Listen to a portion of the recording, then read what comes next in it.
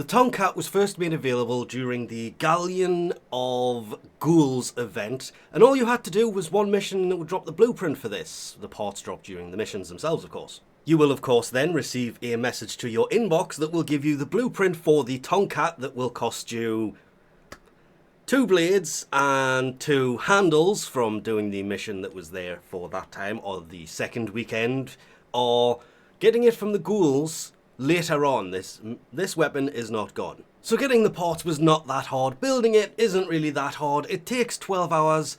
It will cost you 50 platinum if you do want to rush it. I would say just wait. Oh, look at it. It's a chainsaw. That's a little bit intriguing. Where are you? There you are.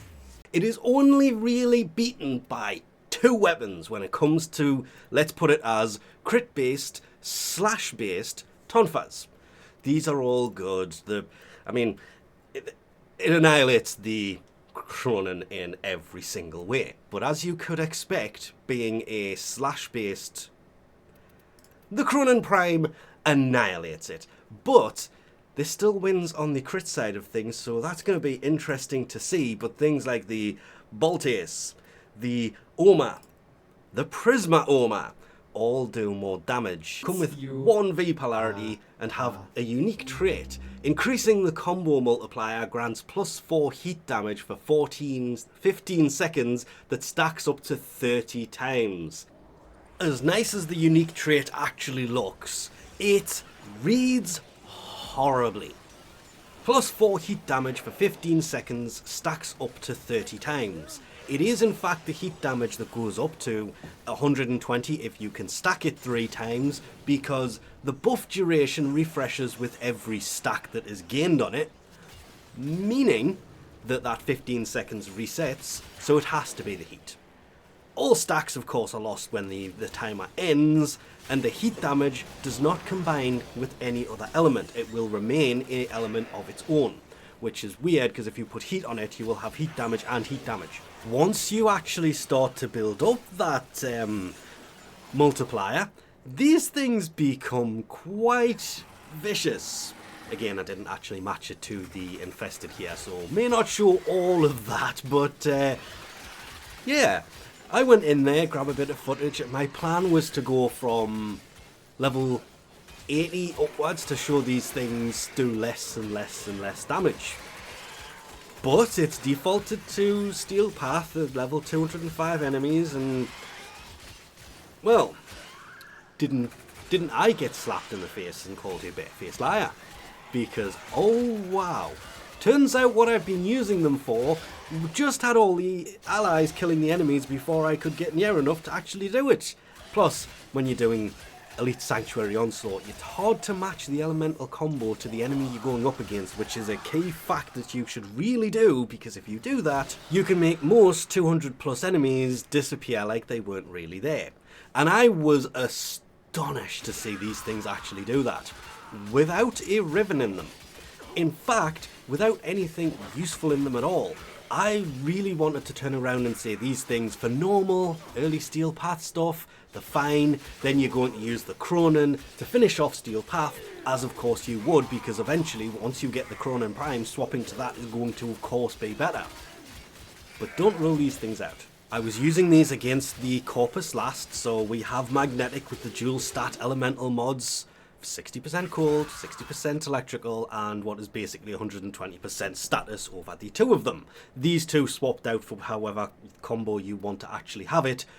Will not change the total damage on this, but yeah, melee damage from Sacrificial Pressure to increase the crit chance with Sacrificial Steel, which means I did end up using an Umbra Former. I'm aware, I don't like using those on weapons I'm not going to use a lot, but I had to because it saved me time and 3 former. It's annoying, but still. Amalgam Organ Shatter for some crit damage, and for attack speed, instead of just putting attack speed normal mods in, I kind of went for Gladiator Vice because it adds 10% melee? What is melee? Melee crit chance per combo multiplier. Body count increases the combo duration. Blood Rush increases the crit chance with the combo multiplier. So I literally have 3 mods based Well, I should have done it that way around, but never mind. I have 3 mods solely based on increasing the combo timer, duration, and crit chance, and attack speed. I only really have 3 that are based on actual damage. So watching these things take out level 205 enemies like they were made of butter was actually quite amazing to see.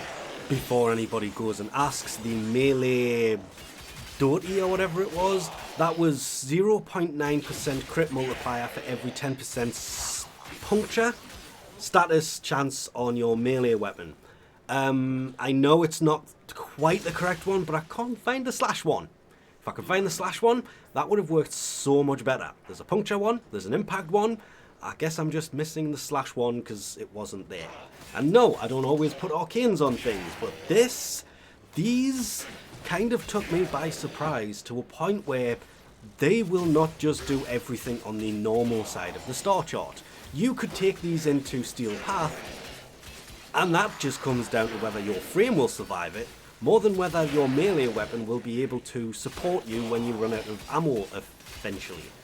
Because unless you are going melee only, you kind of want to keep the enemies at range, so you want to go with good primaries and secondaries, and melee is for when they get too close. For a Mastery Rank 9 weapon, these things kind of took me off guard.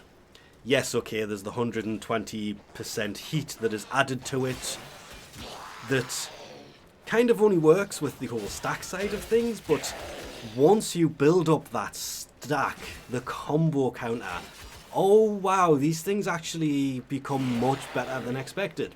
Again, you're going to move on to the, I keep going to say Keras Prime, the Cronin Prime, which is the better of the Tonfas, but until you get there, these things, remembering, they're going to be dropping from the plains of Eidolon.